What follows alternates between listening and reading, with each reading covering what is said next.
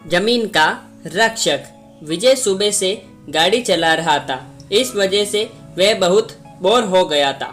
गांव नजदीक आने की वजह से वह कहीं भी रुका नहीं। उसने सोचा कि घर जाकर ही आराम करूं। उसके गांव के ही बाजू में एक और गांव था। वह वहां से गुजर रहा था।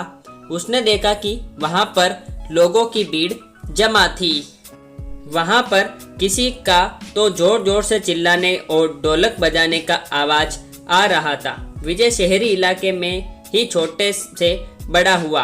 आज वे पहली बार ही अपने गांव जा रहा था। उसकी गांव में जमीन थी। उसके पिता जिंदा थे। तब तक उन्होंने विजय को वे जमीन बेचने नहीं दी, पर उनके बाद विजय ने वे जमीन होटल प्रोजेक्ट के लिए बेचने का निर्णय लिया। उसी काम से वे गांव जा रहा था। वे जिस गांव से जा रहा था उस गांव में उसे ढोल बजने की आवाज आ रही थी। उस उत्सव की मशाल से रात भी प्रकाशित हो गई थी। वे ये सब पहली बार देख रहा था। जब विजय उसके गांव में पहुंचा तब उसने देखा कि उसका गांव भी बाकी गांव जैसा सजा हुआ था, पर वहां कोई भी उत्सव चालू नहीं था। उसने घर की देखभाल करने वाले बोला अंकल को पूछा कि इतनी सजावट किसके लिए। तभी अंकल ने बताया कि कल गांव में भूत कोला होने वाला है, उसी की तैयारी है।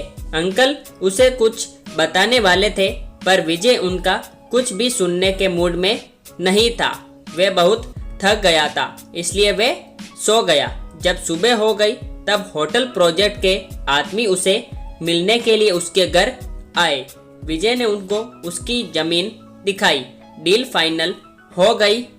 शाम को वे अपनी प्रॉपर्टी पेपर पर साइन करने वाला था। तभी उसे ढोल ताशे और चिल्लाने की आवाज आने लगी। उसने खिड़की के बाहर देखा और वे सब नजदीक से देखना चाहता था, इसलिए वह पेपर घर पर ही छोड़कर सब देखने के लिए वहां पर गया। उसने देखा कि गांव के सब लोग उस जगह पर इकट्ठा हुए थे। जोर जोर से ढोल ताशे बज रहे थे। विजय भीड़ के पास गया और वे सब देखने लगा। उसने देखा कि एक इंसान रंग बिरंगी कपड़ों में हाथ में मशाल लेकर और अलग तरीके से नाच रहा था। गांव में के सब लोग उसके आगे हाथ जोड़कर खड़े थे और कुछ तो उस इंसान। विजय उसका चेहरा नहीं देख पा रहा था क्योंकि उसकी पीठ विजय की दिशा में थी। विजय के समझ में आए उसके पहले उस इंसान ने अचानक नाचना बंद किया और उस भीड़ से विजय के पास गया और विजय की तरफ देखने लगा। उस इंसान को इतना नजदीक से देखकर विजय डर गया।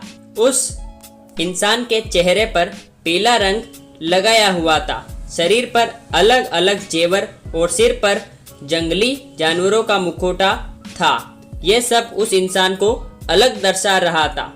वह इंसान विजय को बहुत देर तक देखता रहा और अचानक वह विजय की तरफ देखकर जोर से चिल्लाया। उसकी आवाज सुनकर विजय डर गया। क्या करूं? उसे समझ नहीं आ रहा था। तभी वो इंसान जंगल की दिशा में भाग गया। उसके जाने के बाद गांव वाले विजय की तरफ आए। विजय को उनके चेहरे पर अलग ही डर दिखा। वे सब डरे हुए थे। सब लोग विजय को सावधान रहने को बोल रहे थे। उसके साथ कुछ तो भयंकर होने वाला था, पर विजय को यह सब गांव वालों को की व्यर्थ बातें और अंधश्रद्धा लग रही थी। वे वहां से सीधे उसके घर गया। उसके पीछे पीछे उसके अंकल आए। वे बहुत डर गए थे। वे विजय को बोले, जो अभी तुम्हारे पर चिल्लाए वे पंजूरी भगवान थे, जो गांव के लोगों की और उनकी जमीन की रक्षा करते हैं और सभी विपत्तियों से लोगों की रक्षा करते हैं। वे हर साल भूत कोला में आकर गांव वालों को की अड़चन को दूर करते हैं और उनके आने के आनंद से हम ये उत्सव मनाते हैं। अंकल विजय को बोले कि वे तुझ पर चिल्लाए, मतलब तुम जो जमीन होटल के लिए बेच रहे हो उसके विरोध में पंजूरी भगवान ने ये सब सुनकर विजय जोर जोर से हंसने लगा। अंकल विजय को समझा रहे थे कि तुम अगर पंजूरी भगवान के विरोध में जाकर ये जमीन बेची तो तुम्हारी जिंदगी को धोखा हो सकता है। अंकल का ये बोलना सुनकर विजय रूम में जाकर प्रॉपर्टी पेपर लेकर उन पेपर पर साइन करके सोने के लिए चला गया। विजय गहरी नींद में था। नींद में उसे वे आवाज सुनाई दी। वे आवाज वैसी ही थी जो उसने शाम को भूत कोला में सुनी थी, पर इस वक्त वे आवाज किसी के रोने की थी। विजय डर गया। वे उस आवाज का पीछा करने लगा, लेकिन उसे दूर दूर तक कोई नहीं दिख रहा था। उतने में हवा में से आग का एक बार विजय के पास आया और वे आग में से पंजूरी भगवान उसके सामने प्रकट हो गए और जोर से चिल्लाए। ये सब देखकर विजय पसीने से लोटपोट हो गया। वे भागकर उसके गाड़ी में बैठा और वे गांव छोड़कर जाने लगा। वे जंगल के रास्ते से जा रहा था। अचानक उसकी गाड़ी के आगे उसे कुछ दिखा। वे देखकर वे पूरी तरह सुन्न हो गया।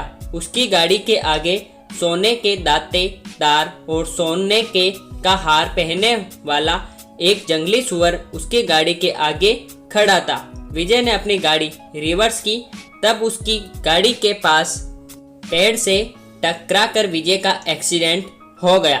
तब वे होश में आया। वे हॉस्पिटल में था। उसके पास उसके अंकल बैठे थे। अंकल को देखकर वे जोर जोर से रोने लगा। उसने अंकल को प्रॉपर्टी के पेपर लाने के लिए कहा। थोड़ी देर बाद अंकल वे पेपर लेकर आए। विजय ने वे पेपर हाथ में लिए और वे फाड़ दिए। हॉस्पिटल में से वापस आने पर विजय ने पंजूरी भगवान से क्षमा मांगी और वापस शहर चला गया। उसने अब शपथ ली कि वह ये जमीन कभी किसी को नहीं बेचेगा। पता नहीं विजय के साथ जो हुआ वे कौन सी दिव्य शक्ति थी कि कुछ संयोग पर जो हुआ वे विजय कभी भी भूल नहीं पाया।